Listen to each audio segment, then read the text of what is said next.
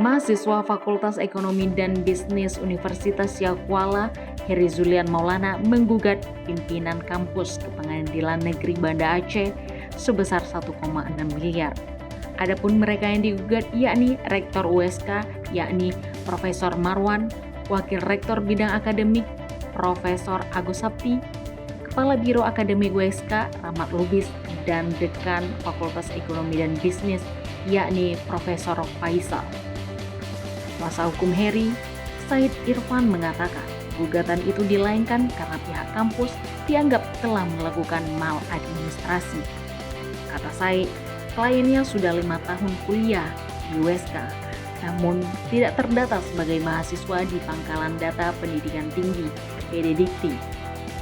Menurut Said, Hari sudah menjalankan semua proses administrasi maupun mekanisme dari universitas, seperti melakukan pembayaran SPP dari awal semester hingga akhir semester, kemudian melaksanakan semester pendek, kemudian sidang skripsi, yudisium, bahkan wisuda sekalipun.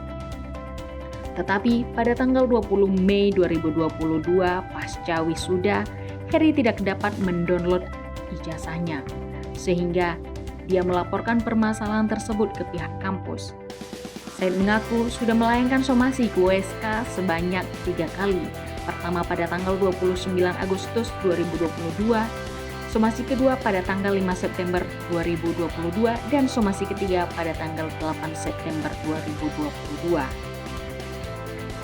Atas kejadian tersebut, Hari harus mengurus semua berkas dari awal ke pihak kampus untuk mendapatkan ijazahnya.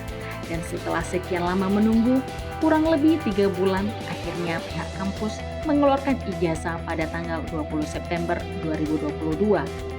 Ia menyebutkan USK melanggar pasal 1365 KUHP Perdata dalam kasus kelalaian yang menyebabkan seorang alumni dirugikan sebanyak 1,6 miliar include dengan material dan immaterial.